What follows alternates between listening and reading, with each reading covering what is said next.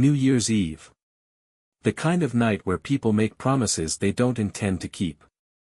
The air crackled with energy, glasses clinked, laughter rang through the room, and the scent of expensive liquor mixed with the faint perfume of too many bodies in close proximity.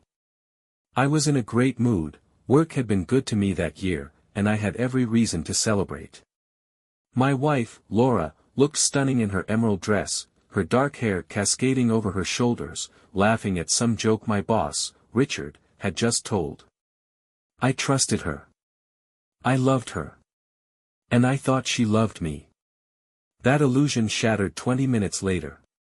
Richard had pulled me aside. "Come to my office in 20 minutes, he said, swirling his whiskey lazily. "We need to talk." I nodded, assuming it was about work, and continued enjoying the party, keeping an eye on the time. When 20 minutes passed, I made my way through the crowded venue and down the dimly lit hallway toward his office. The sounds of the party faded behind me, and as I turned the brass handle, I had no idea I was about to walk into a nightmare. I stepped inside. And I froze. There, on her knees in front of my boss, was Laura. My wife. The woman I had given my life to. Her dress was pooled around her thighs, her lips wrapped around him as if she had done this 1,000 times before. Richard leaned back in his chair, his eyes meeting mine, a wicked grin spreading across his face. "I have to say," he chuckled, running a hand through her hair, "I definitely like your New Year's gift." A slow, crawling sensation crept up my spine. My stomach twisted. My pulse roared in my ears. I wasn't sure what happened first, the bile rising in my throat, the sharp gasp from Laura as she turned and saw me, or the rage that exploded inside me like a detonated bomb. She scrambled back, wiping her mouth with trembling hands, her eyes wide with horror. "Wait," she started, but I didn't want to hear it. I wasn't the kind of man to crumble. No, I wasn't going to stand there like some wounded fool while my wife debased herself in front of the man who signed my paychecks. My instincts kicked in, and before I knew it, I was moving. Richard's smug grin disappeared the moment my fist connected with his jaw. The sickening crunch of bone and cartilage filled the air. He let out a strangled grunt as he toppled backward, knocking over a glass decanter that shattered against the hardwood floor. Laura shrieked, hands flying to her face. "Oh my God, David!" I turned to her, chest heaving. "Don't," I growled. "Don't you dare say my name." She flinched as if I had struck her. Richard groaned on the floor, blood dripping from his mouth as he tried to prop himself up on his elbows. "You're making a mistake, pal," he slurred, spitting out a tooth. "You're nothing without this job." I wiped my knuckles on my jacket, heart still hammering. He wasn't wrong. Richard was my boss, and he could ruin me with a snap of his fingers. But right now, I didn't give a damn. I shot Laura one last look, her tear-streaked face, her ruined lipstick, the way she clutched herself as if she was the victim here. I had never seen her like this before, never imagined she was capable of something so vile. Without another word, I turned and walked out of that office. Out of that party. Out of the life I thought I had. But this wasn't the end. No. This was just the beginning. I don't remember walking out of the building. 1 minute, I was in that office, my knuckles throbbing, my heart pounding, Laura's wide, terrified eyes burned into my brain. The next, I was outside, the cold night air slicing through me like a blade. The city was alive, fireworks cracked in the distance, couples stumbled down the sidewalk, hands entwined, whispering promises of a better year. I barely noticed. My world had collapsed, and I was walking through the wreckage, numb and furious all at once. I should have gone home. Should have packed her things. Should have called a lawyer. But I wasn't thinking straight. Instead, I found myself at a bar. A hole-in-the-wall joint a few blocks away from the party, the kind of place where no one asked questions and no one cared if a man sat alone, drinking himself into oblivion. I ordered a whiskey. Then another. And another. I replayed it all in my head, Richard's smug grin, Laura's betrayal, the way she wiped her mouth as if she was ashamed. Did she even regret it? Or was she just upset that she got caught? Rough night? I glanced up. The bartender was watching me, a knowing look in his tired eyes. He'd seen 1,000 men like me, husbands, boyfriends, fools who thought they had it all figured out until life ripped the rug out from under them. I let out a bitter laugh. Something like that. He nodded, as if he understood, then moved to serve another customer. My phone buzzed. I didn't have to look to know who it was. Laura. She'd been calling non-stop. 10 missed calls. Then 15. Now 20. I let it ring. A few seconds later, a text appeared. David, please. Just talk to me. Please. I clenched my jaw, debating whether to respond. What was there to say? What excuse could she possibly give me? Then, another message. Come home. We need to talk. I can explain. Explain. Explain what? That she had been unfaithful for God knows how long. That she had humiliated me in the worst way possible. I gritted my teeth, tossing back the rest of my drink. Then, before I could stop myself, I typed a reply. On my way. 15 minutes later, I pulled into our driveway. The house was dark, but I could see a faint light coming from the living room window. She was waiting. I stepped out of the car, the cold biting at my skin, but I barely felt it. My body was on autopilot. My mind, however, was a hurricane. I pushed open the front door. She was sitting on the couch, her hands clasped in her lap, eyes swollen from crying. She looked up the moment I entered, her breath hitching. David, she whispered. I shut the door behind me. Slowly. Deliberately. Talk, I said coldly. She swallowed hard, as if choosing her words carefully. It wasn't what it looked like. I laughed. A sharp, humorless sound. Really? Because it looked like my wife was on her knees for my boss. Explain to me how I misunderstood that. Tears welled in her eyes. It was a mistake. I scoffed. A mistake. That wasn't a mistake, Laura. A mistake is forgetting to pick up milk. A mistake is missing an appointment. What you did. That was a choice.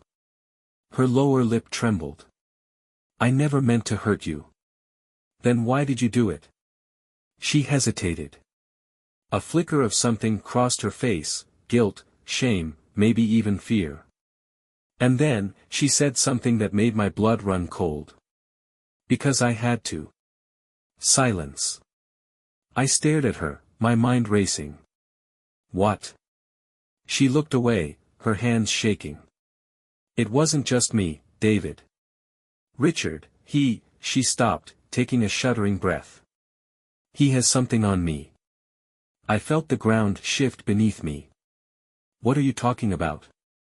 She squeezed her eyes shut. He threatened me. If I didn't do what he wanted, he was going to ruin everything. I narrowed my eyes. Ruin what? Her silence told me everything. There was more to this. A lot more. And I was going to find out exactly what it was. I stared at her, my pulse pounding in my ears. He threatened you. My voice was slow, measured, too calm for the fire raging inside me. With what, Laura? She wiped at her eyes, her hands trembling. David, she hesitated, as if she was trying to find the right words, but all I could hear was the sound of my trust shattering. Don't lie to me. I took a step forward, my fists clenching at my sides. Not after what I just saw. Her breath hitched, and for a split second, I saw something in her expression, guilt, fear, or maybe even relief. Like she had been waiting for this moment. I was done waiting. What does Richard have on you? I demanded. She opened her mouth, then closed it again. And then, barely above a whisper, she said, "It's about the money." A sick feeling settled in my gut. "What money?" Laura dropped her gaze to her lap. "The money I took from your account." My mind blanked. "You what?" She sniffled, rubbing her arms as if she was cold. "It was supposed to be temporary. I just needed time to fix it before you noticed." "Fix what?" My voice was sharp now, cutting through the silence like a blade. She swallowed hard, and when she finally looked at me, her face was pale. "I lost it, David. All of it." I took a step back, my stomach twisting. "Lost it where?" She exhaled shakily. "Gambling." I felt like I had been punched in the gut. Gambling? I had known Laura liked poker. It was one of the things she and her friends did on their occasional girls' nights. But this? This was something else entirely. "How much?" I asked through gritted teeth. She hesitated, and that hesitation was enough to confirm the worst. "Laura." My voice dropped. "How much did you take?" She finally whispered, 25,000. The room spun. I ran a hand down my face, trying to process what I was hearing. 25 grand. Gone. And I hadn't even noticed. Jesus Christ, Laura. I let out a humorless laugh, my chest tightening. "And you thought what? That sleeping with Richard would fix it?" Her lips parted, but no words came out. Then, everything clicked. Richard knew. He must have found out about the money, maybe she had borrowed from him, maybe he had caught wind of her problem some other way. And instead of helping, instead of offering a way out, he had used it. Used her. That smug bastard. I shook my head, disgusted. "So that's what this is. He bought you. And you let him." Tears streaked her face. "I didn't let him, David. I didn't have a choice." "You always have a choice." My voice was ice cold. She let out a shaky breath. I thought if I gave him what he wanted, he'd let it go. That he wouldn't tell you. That I could make it disappear." "Yeah." I scoffed. "And how did that work out for you?" She crumbled then, her sobs breaking through the space between us. "I'm so sorry," she whispered. "I was scared, David. I was so scared. But I didn't want to hear it." I turned away, running a hand through my hair, trying to suppress the fury clawing at my insides. Richard thought he could do this to me. To my marriage. He thought he could turn my wife into his personal plaything and walk away unscathed. No. I wasn't just going to sit here and let this happen. I was going to make him regret every second of it. And Laura? I wasn't sure yet. But one thing was clear. After tonight, nothing would ever be the same again. I stood there, staring at Laura, my mind racing. 25 grand. Gone. She had gambled away our money, let Richard manipulate her, and thought she could keep it from me. I exhaled sharply. "So, what now? You thought I'd never find out? That this would just disappear?" She shook her head frantically. "I was going to fix it, David. I swear. Her voice cracked. I didn't know what else to do." I let out a bitter laugh. "And Richard? What?" "He offered to help." She hesitated. "That told me everything. I needed the money back," she whispered. "He said he'd cover it, if I..." She trailed off, unable to finish. I clenched my fists. "So you sold yourself to him?" Tears streamed down her face. "I didn't want to." I shook my head. "But you did." She let out a sob, covering her face with her hands. I couldn't look at her. Not now. Not after everything. Without another word, I turned and walked out the door. I had someone to deal with first. I drove straight to Richard's house. My hands were tight on the wheel, my jaw clenched so hard it hurt. The city lights blurred past me, but I barely saw them. All I could think about was him, his smug grin, his arrogance, the way he looked at me like I was nothing. Not tonight. I pulled up in front of his place, a sleek, modern mansion sitting behind an iron gate. Of course. He lived like a king while he treated people like trash. I stepped out, my fists already aching to finish what I started at the party. I didn't bother knocking. I pounded on the door. No answer. I pounded again. Still nothing. Then, from the side of the house, I heard something, laughter. His laughter. I moved toward the sound, stepping onto his patio. And that's when I saw him. Richard. Sitting in a lounge chair, drink in hand, a smug look on his face like he knew I'd come. "You look upset," he said casually, swirling his whiskey. "Rough night?" I lunged. Before he could react, my fist connected with his jaw again, knocking the glass from his hand. He tumbled from the chair, cursing. "You think you can buy my wife?" I seethed. "Use her like she's nothing." Richard wiped blood from his lip, then laughed. "She came to me, David," he sneered. "I just gave her what she needed." Rage boiled inside me. I grabbed him by the collar, ready to beat him senseless.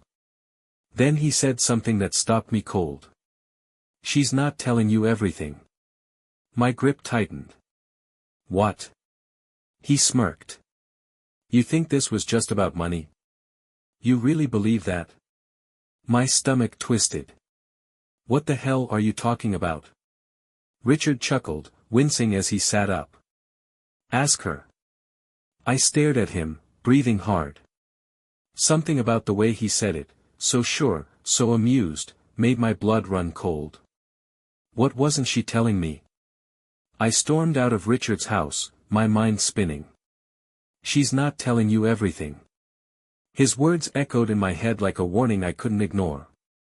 I didn't want to believe him. Didn't want to give him that power. But deep down, something felt off. The way Laura hesitated. The fear in her eyes. I needed answers. By the time I got home, she was sitting at the kitchen table, eyes red and puffy. She looked up the second I walked in. "David." I cut her off. "Tell me the truth." She swallowed hard. "I did." "No," I stepped closer. "Not all of it." She looked away, her hands gripping the table. "I told you about the money. What about before that?" I demanded. "Before Richard? Have you done this before?" She flinched. And in that moment, I knew. My stomach twisted. Oh my God.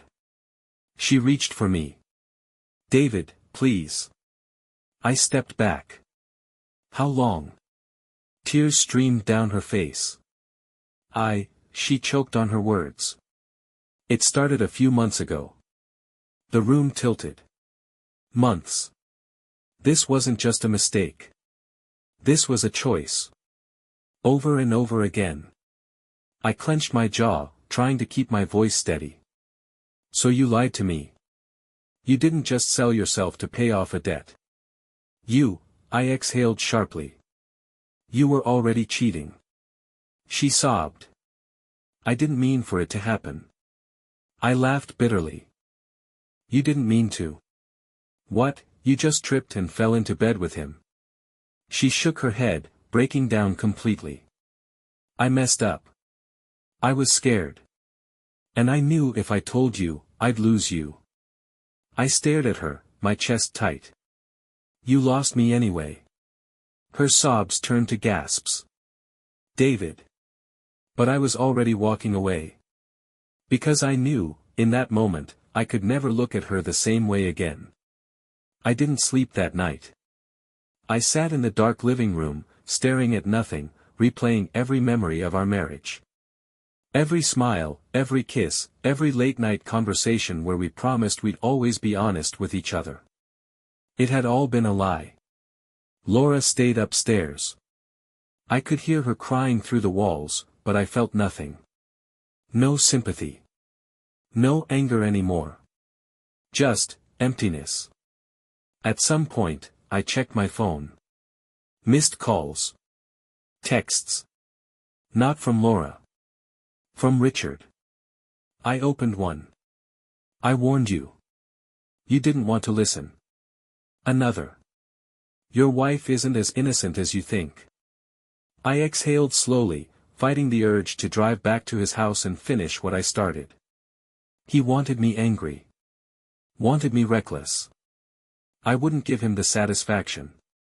Instead, I stood, stretched my stiff limbs, and headed upstairs.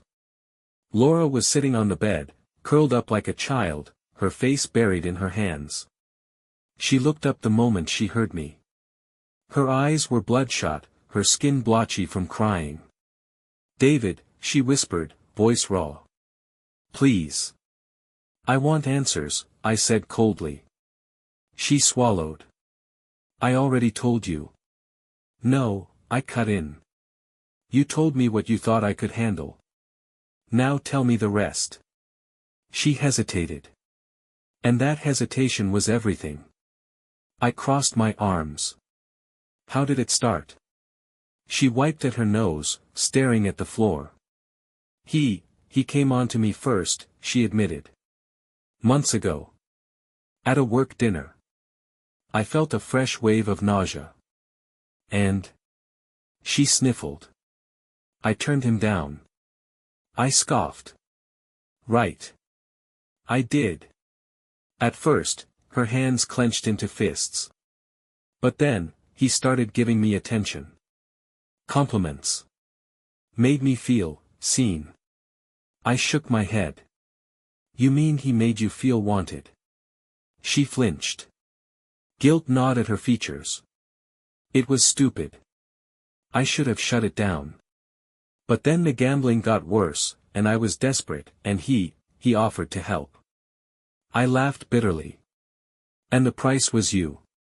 She let out a shaky breath. I told myself it was just once. That it didn't mean anything. But it wasn't just once. Tears welled in her eyes again. "No." I ran a hand over my face, trying to breathe. "So when exactly were you planning to tell me? When he was done with you? When I found out some other way?" She broke completely then, sobbing. "I don't know, David. I don't know. I was scared. I hated myself for it. But I didn't know how to stop." I clenched my jaw. "You did stop. The moment I caught you." She sobbed harder. "I swear, I never stopped loving you." I let out a sharp breath. "You don't do this to someone you love, Laura." She lifted her tear-streaked face. "I'll do anything to fix this. Anything." I stared at her. Once, I would have believed her. Once, I would have fought for this. But now, I wasn't sure there was anything left to fix. I didn't respond.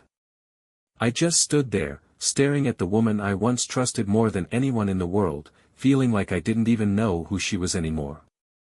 Laura watched me desperately, waiting for me to say something, anything. But what was there to say? That I forgave her. That I understood. That we could somehow go back to the way things were. None of that was true. Finally, I exhaled. "I need some air." Her face crumpled. "David, please." I turned and walked out before she could finish. I drove aimlessly for hours. At some point, I parked near the waterfront, staring out at the dark waves crashing against the shore. I had spent years building a life with Laura. A home. A future. And in a few months, she had burned it all to the ground. I should have seen it sooner. The late nights, the distance between us, the way she avoided my eyes when I asked how work was going. But I trusted her. That was my mistake. A car pulled up behind me, its headlights casting long shadows across the pavement. I didn't need to turn around to know who it was. Richard. I heard his door slam, his footsteps crunching over gravel as he walked up beside me. "You still sulking?" he drawled, lighting a cigarette. "Thought you'd have more fight in you." My fists clenched. "What do you want?" He exhaled a cloud of smoke, smirking. "Just checking in. You seemed upset earlier." I turned to face him. "I swear to God, Richard, if you don't walk away right now."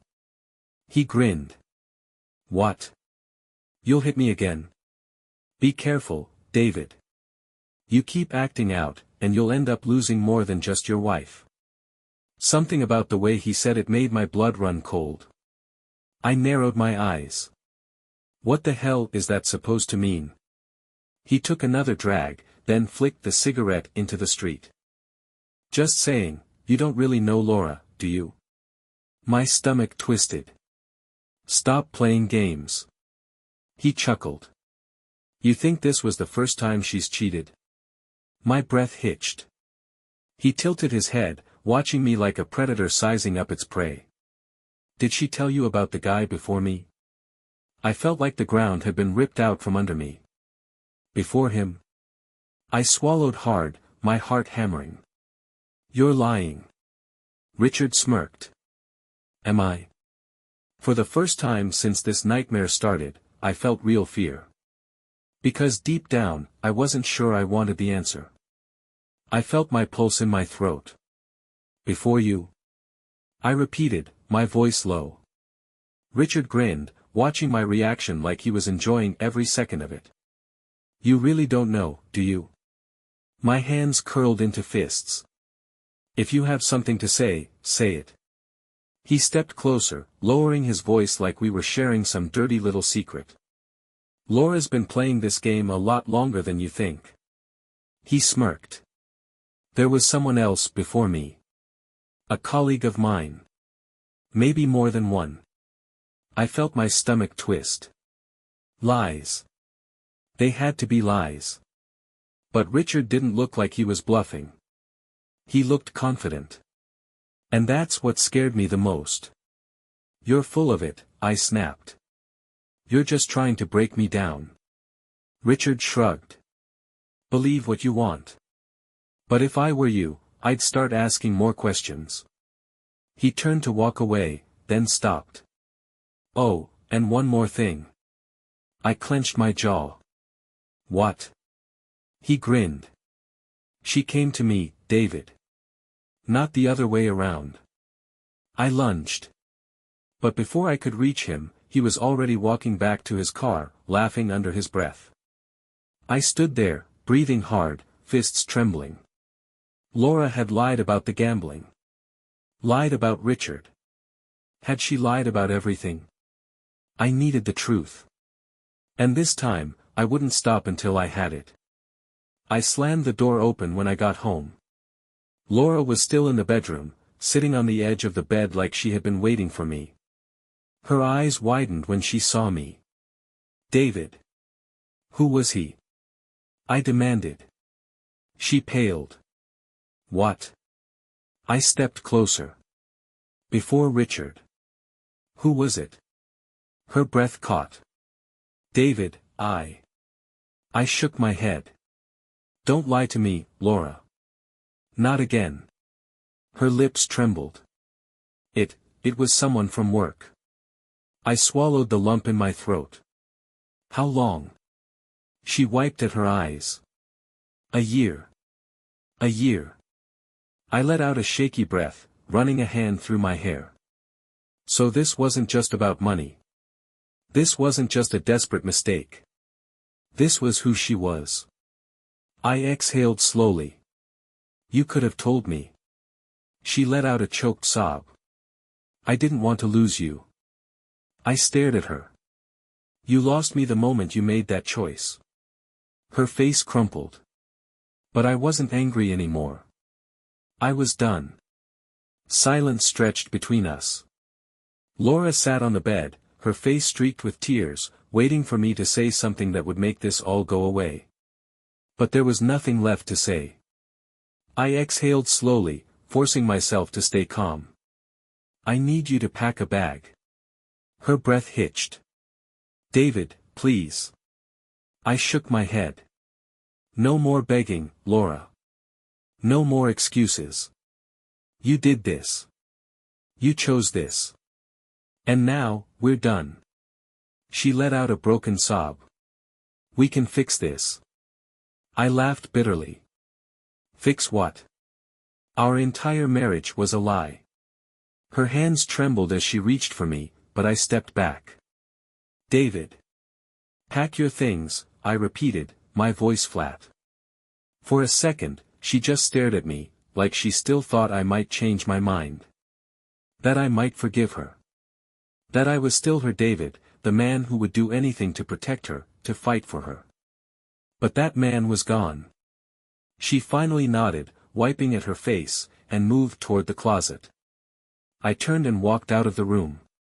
An hour later, she stood by the door with a small suitcase.